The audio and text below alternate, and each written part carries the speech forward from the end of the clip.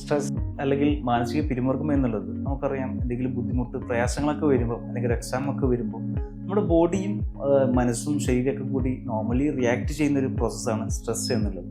ഈ തിരക്ക് പിടിച്ച UAE ലൈഫിലൊക്കെ നമുക്കിപ്പോൾ പല പേഷ്യൻസും വരുന്നുണ്ട്. അവർ വന്നിട്ട് പ്രസൻറ്റ് ചെയ്യുന്ന complaints muscle pain, joint pain, ദഹന സംബന്ധമായിട്ടുള്ള പ്രശ്നങ്ങൾ, ഉറക്കക്കുറവൊക്കെയാണ്. പക്ഷേ ഇവരുടെയൊക്കെ ഡീറ്റെയിൽ ഹിസ്റ്ററി എടുക്കുകയാണെങ്കിൽ ഇവരൊക്കെ പോയിക്കൊണ്ടിരിക്കുന്നത് സ്ട്രെസ്ഫുൾ ആയിട്ടുള്ള ലൈഫിലൂടെയാണ്. ഒരു 70 to 80% പേഷ്യൻസിനും സ്ട്രെസ് എന്നൊരു വലിയൊരു കോമൺ ഫാക്ടറായിട്ട് തന്നെ കാണുന്നുണ്ട്. അപ്പോൾ ഇങ്ങനെ അത് ചിലപ്പം ഫൈനാൻഷ്യലി ഉള്ള വിഷയങ്ങളാവാം, ചിലപ്പോൾ ഫാമിലി റിലേറ്റഡ് ആയിട്ടുള്ള വിഷയങ്ങളാവാം, വർക്ക് റിലേറ്റഡ് ആയിട്ടുള്ള വിഷയങ്ങളാവാം. അപ്പോൾ ഇത്രയും പ്രശ്നങ്ങൾ കോൺസ്റ്റൻ്റായി നിൽക്കുമ്പോഴാണ് ഈ ഒരു സ്ട്രെസ് എന്നുള്ളത് നമ്മളൊരു ഹെൽത്ത് ഇഷ്യൂ ആയിട്ട് കണ്ടിട്ട് നമ്മളൊരു ഡോക്ടറെ പോയി കാണേണ്ടതും ട്രീറ്റ്മെൻറ്റ് എടുക്കേണ്ടതും. ഇങ്ങനെയുള്ള അവസ്ഥയിൽ നമ്മൾ കൂടുതലായിട്ടും സ്ട്രെസ്സിലൂടെ കടന്നു പോകുമ്പോൾ അത് നമുക്ക് പല രീതിയിൽ നമ്മുടെ ബോഡി എഫക്റ്റ് ചെയ്യുന്നതായിട്ടുണ്ട്. ചിലപ്പോൾ അത് മാനസികമായിട്ട് ആങ്സൈറ്റി പോലെയും ഡിപ്രഷൻ പോലെയും ആയിട്ട് നമുക്ക് കാണാം. ശാരീരികമായിട്ട് പറയുകയാണെങ്കിൽ ദഹന സംബന്ധമായിട്ടുള്ള ബുദ്ധിമുട്ടുകൾ, ചിലപ്പോൾ വിശപ്പ് കൂടുന്നൊരവസ്ഥ, IBS അൾസേഴ്സ് വരുന്നൊരവസ്ഥ, വയറ്റിലൊക്കെ പുണ്ണ് വരുന്നൊരവസ്ഥയും കാണാറുണ്ട്. അതിൽ ഇമ്മ്യൂൺ സിസ്റ്റത്തെ ബാധിച്ചിട്ട് ആർത്രൈറ്റിസ്, സുറിയാസിസ്, പിന്നെ ഫൈബ്രോമയാൾജിയ പോലെയുള്ള കണ്ടീഷൻസ്, ബോഡി വെയിറ്റ് കൂടുന്നൊരവസ്ഥ, അതുമല്ലെങ്കിൽ നമ്മുടെ റിപ്രൊഡക്റ്റീവ് സിസ്റ്റത്തെ ബാധിച്ചിട്ട് ഇൻഫെർട്ടിലിറ്റി, വന്ധ്യത്വം കാണാറുണ്ട്.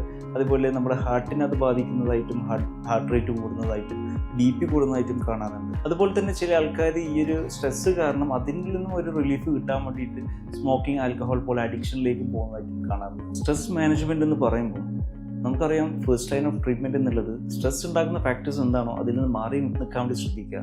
അതുമല്ലെങ്കിൽ ആ ഒരു സ്ട്രെസ് ഫാക്ടേഴ്സിനെ നമ്മൾ അഡ്ജസ്റ്റ് ചെയ്ത് മാനേജ് ചെയ്ത് പോകാൻ വേണ്ടി ശ്രദ്ധിക്കുക എന്നുള്ളതാണ്. പിന്നെയാണ് ട്രീറ്റ്മെൻറ്റ്സിന് ഇമ്പോർട്ടൻസ് വരുന്നത്.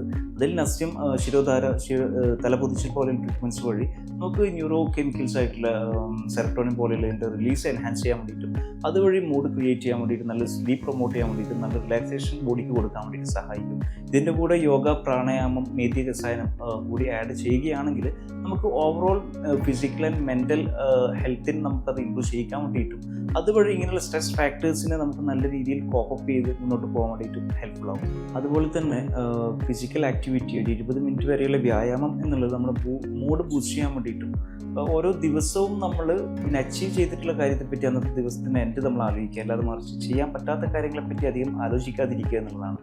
ഓരോ ദിവസത്തെ ടാർഗറ്റും നമ്മൾ ദിവസം വൈസ് ടാർഗറ്റ് വെച്ചിട്ട് നമ്മൾ അതിനെ അച്ചീവ് ചെയ്യാൻ വേണ്ടിയിട്ടും ശ്രദ്ധിക്കുക.